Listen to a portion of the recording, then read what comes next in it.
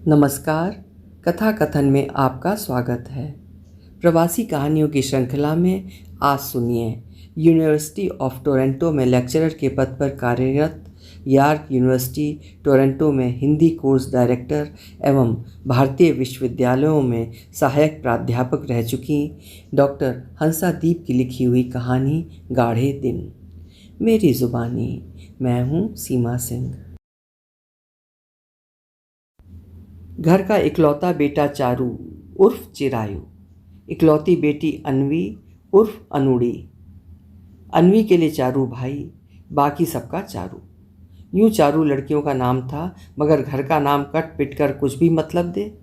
फिर लड़के का नाम चाहे लड़की सा हो जाए, इससे कोई फर्क नहीं पड़ता। चारू का खास दोस्त गोविंद बंगाली परिवार से था। गोविंद से गोविंद और शॉर्ट हो गया गोभी। गोभी से गोभी। लोग मजाक उड़ाते, पत्ता गोभी, फूल गोभी। गोल मटोल आलू जैसे पड़ोसी की दुबली पतली पत्नी को भिंडी कहते, जैसे लोगों के नाम ना हुए सब्जियों की दुकान हो गए। बहरहाल, नाम में क्या रखा है। चारू पढ़ाई से करियर तक आते आते अपने दोस्तों में सबसे नीचे पायदान पर रहा। वही चारू जो स्कूल में सबसे ऊपर था। हाथों की लकीरें भी कभी कभी गलत दिशा में मुड़ जाती हैं, रास्ता भटकती। जाना होता है कहीं और, चली जाती हैं कहीं और। कई दिनों से नौकरी की तलाश में खाली बैठा रहा। जमाने भर के ताने सुनने पड़ते थे। कल तक सफलता सिर चढ़कर बोलती थी, आज असफलता उसे तोड़ती जा रही थी। हर दिन एक नई उम्मीद लेकर आता, बगैर कुछ दिए लौट जाता। सिद्धार्थ जब घर से निकले थे तो गौतम बुद्ध बनकर लौटे थे। चारू रोज घर से निकलता, अपनी ऊर्जा की लौ को और मंद करके लौटता। बहुत कुछ तलाशने जाता, मगर वैसे ही खाली खाली वापस आ जाता। उसमें आयु की रोशनी दिनों दिन कम से कमतर होती जा रही थी। तेल तो था, लेकिन मन की बातें सुस्त हो गई थी। बगैर मजबूती से लौ को थामे लटक लटक सी गई थी। घर वाले पूछते, क्या हुआ आज? जवाब रोज बदलते रहते। पहले कहा करता था, उसका सारा काम नेट पर है, वर्क फ्रॉम होम। बुजुर्ग बात सवाल करती, सब कुछ जब ऑनलाइन है, फिर दिन भर जाता कहाँ है ये लड़का? पहले खुद से, फिर चारू की मम्मी पग्गू से ही सवाल करती। पग्गू बताती जो उसे मालूम होता, वही जो चारू अपनी मम्मी को बता कर जाता।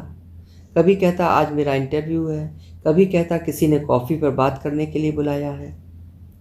चारू अपने लिए रास्ते खोज रहा था। अंधे मोड़ आते रहे बस। एक कंपनी से दूसरी, दूसरी से तीसरी। इन सबके बीच दौड़ लगाते लगाते वो थक गया था।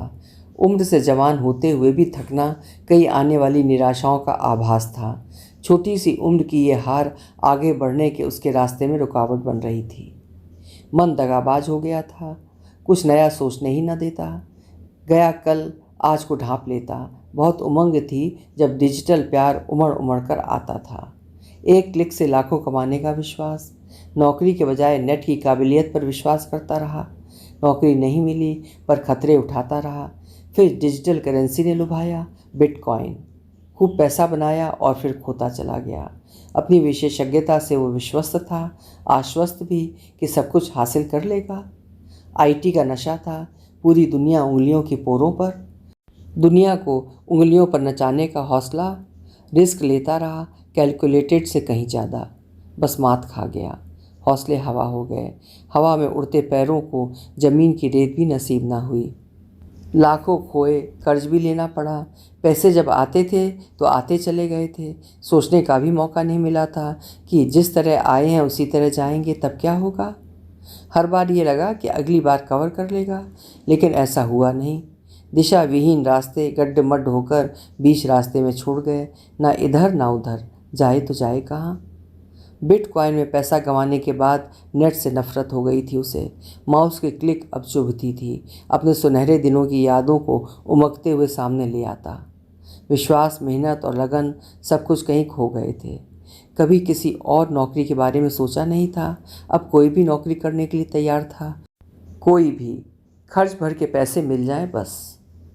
दोस्त, प्यार, माँ बाप, उमड़ता जुनून और उसमें बहते युवा। एक से दूसरे ने, दूसरे से तीसरे ने, एक के पीछे एक। सबने वही किया, खोया, संभाला, फिर देर हो गई, बहुत कुछ खो दिया। हर नया दिन थकी सी दस्तक देता आता और यूं ही थका सा ढल जाता। इतने बड़े शहर में परिवार के साथ रहता इंसान भी कितना अकेला हो गया था। साथ तो सभी थे, मगर वो अकेला महसूस करता। ये वही शहर था जो लोगों को अपनी ओर खींचता था, पर चारू उससे दूर भाग जाना चाहता था, वहाँ जहाँ उसे कोई जाने नहीं, पहचाने नहीं। ऊपर से धड़ाम नीचे गिरना सांसें रोकने के लिए पर्याप्त था। खड़े होने के लिए दम लगाए तो कैसे, जब पैर ही मना कर दे। चारू के अपने तनाव ऐसे थे जिनमें त्रिशा से करीबी रिश्ते का वजूद भी गुम होता गया।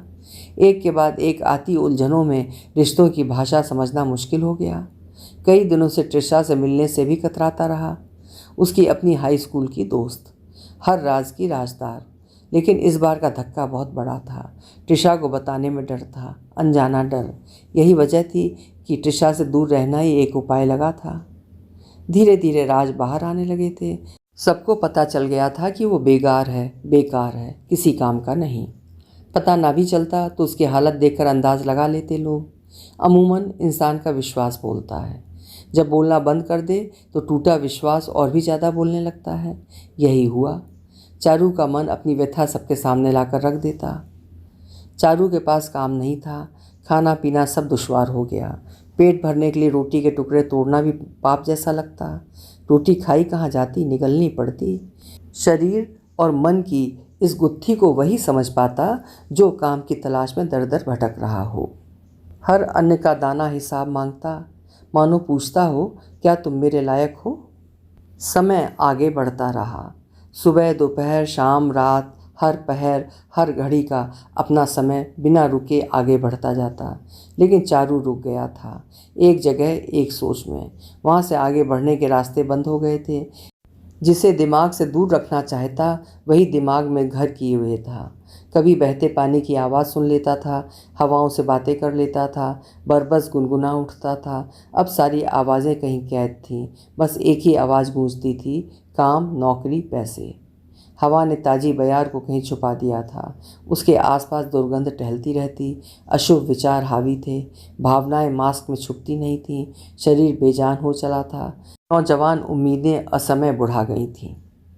कभी दिन बहुत अच्छे हुआ करते थे, बीत गए, शायद आखिरी थे, फिर नहीं लौटे, यादों में भी नहीं। ऐसा नहीं कि कैरियर के साथ टूटते मन ने गिरते पड़ते रिश्तों को थामने की भरपूर चेष्टा न की हो, लेकिन रिश्ते थामे न थमे, रेत की तरह फिसलते चले गए। त्रिशा से रिश्ते टूटने की टूटन ने उसके लिए सांसें लेना मुश्किल कर दिया था। आर्थिक टूटन के साथ भावनात्मक टूटन, करेला और नीम चढ़ा। मानसिक रूप से शून्य, जीने के लिए जरूरी सारे घटक नकारात्मक हो गए थे। बुझा बुझा सा इसी प्रयास में रहता कि किसी भी ओर से कोई उम्मीद की किरण दिखाई दे। कैरियर ना सही, रिश्ते ही सुधार ले। कैरियर और रिश्ते एक दूसरे से भिन्न होते हैं। जीवन के दो कोण अलग होते हुए भी एक दूसरे से जुड़े हुए थे। कैरियर के हाथों में रिश्तों की डोर होती है, एक ने थामा तो दूसरा भी उंगली पकड़ने के लिए तैयार हो जाता है। बा कहती थी, नौकरी गई, छोकरी गई। बा के शब्दों का वजन जिंदगी पर असर दिखाने लगा। रोटी की जुगाड़ पहले हो, फिर इतर विषय, चाहे वो प्रेम ही क्यों ना हो। रिश्ते की नाजुक डोर एकाएक संतुलन खो बैठी। सालों से दोस्ती थी, बस बंधन भर की देर थी। शादी के लिए त्रिशा और चारू दोनों ने बहुत सोचा, सोचते ही रह गए बस। और अब बीच में काम न मिलने की रुकावट सब कुछ रोक गई थी। बा उससे कहती, त्रिशा से बात करो। जवाब मिलता, अभी नहीं, लेट मी थिंक। बा सिर हिलाती, ये लोग सोचते बहुत हैं, हमने तो एक दूसरे को देखा भी नहीं था और फेरे ले लिए थे। कहती, तमे लोको थिंक बहु करो छो। शब्दों का घालमेल भाषा के सौंदर्य को कम नहीं करता, बल्कि मिठास को, उसके सार को दोगुना कर देता। बा के गुजराती अंग्रेजी शब्दों का मिश्रण कानों में भी शहद घोलता और अपनी बात को भी दिल तक पहुंचाता। सच्ची तो कहा था बा ने। बा के शब्दों में जो था उसका सार यही था कि सोचने में समय लगाने के बजाय बात करे उससे। बात करे तो कैसे, रिश्ते बर्फ की तरह जम गए थे, पत्थर से। दिन पर दिन निकलते जा रहे थे। चारू टूट चुका था, उसकी हालत हर दिन गुजरने के साथ खराब हो रही थी। बा से देखा नहीं जाता। चारू की मम्मी पग्गू कहती, बा इस लड़के का क्या करें, कैसे इसे शांति मिले। पापा विपुल को लगता इसे कोई बुरी आदत ना घेर ले। शराब और ड्रग्स के कई केस एक एक करके आंखों के सामने आकर अपनी उपस्थिति दर्ज करा जाते। जिंदगी से हारा इंसान किसी भी मोड़ पर मुड़ जाए जहाँ से वापस ना लौट पाए। सबकी चिंताएं बा को भी चिंतित करती। सब ठीक हो जाएगा, बा सबको सांत्वना जरूर देती, लेकिन कैसे सब ठीक हो जाएगा, ये सवाल मुंह बाए खड़ा रहता। किसी को कुछ सूझ नहीं रहा था। अन्वी भी भाई को बहलाने की कोशिश करती, लेकिन भाई और उदास हो जाता। आज रविवार था, छुट्टी का दिन। बा हर रविवार मंदिर जाती थी। आज खास तौर से बा ने चारू से मंदिर छोड़ने के लिए कहा तो वो कोई बहाना ढूंढ नहीं पाया।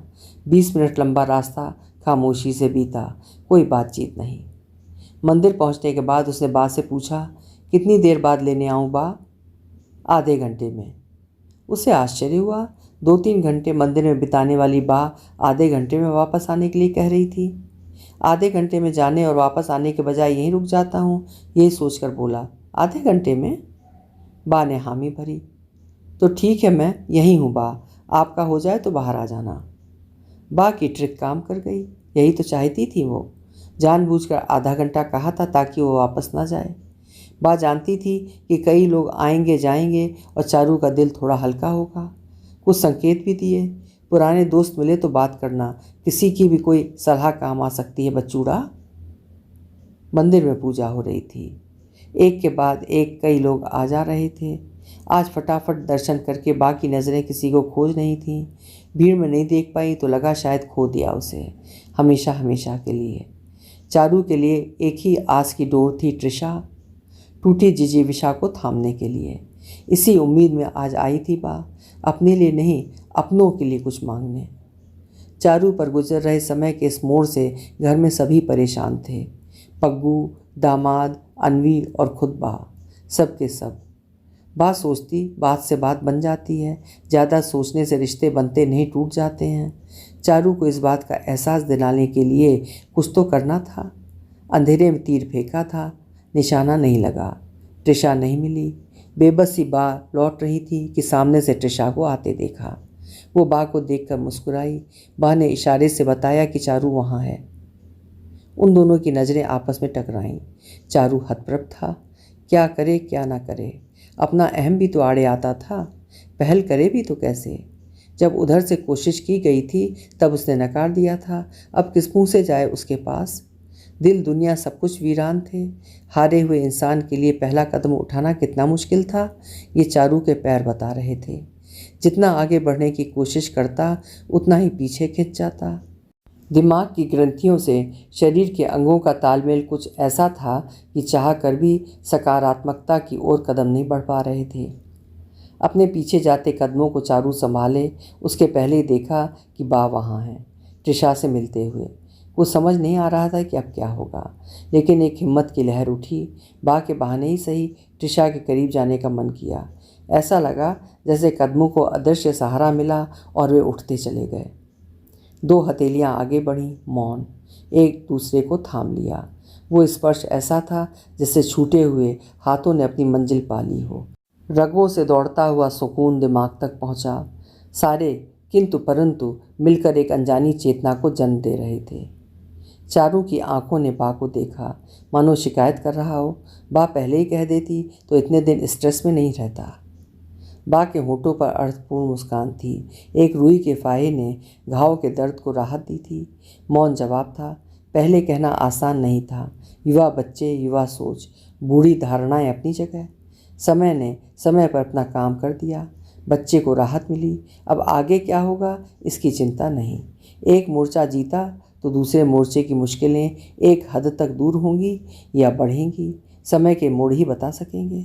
पर हाँ, अंधे मोड़ से पार पा लिया था। रत्ती भर रोशनी ने आने वाले दिनों को एक नई दिशा दे दी। फिलहाल तो तिनका था हाथ में, डूबने को बचाने के लिए। अभी आप सुन रहे थे डॉक्टर हंसादीप की लिखी हुई कहानी गाढ़े दिन। ये कहानी वागर्त पत्रिका में प्रकाशित हुई थी। घर के बुजुर्ग कभी कभी युवा बच्चों की मन की गांठें खोलने में सहायक होते हैं। आशा है कहानी आपको पसंद आई होगी। कल फिर मिलेंगे। आपका समय शुभ हो।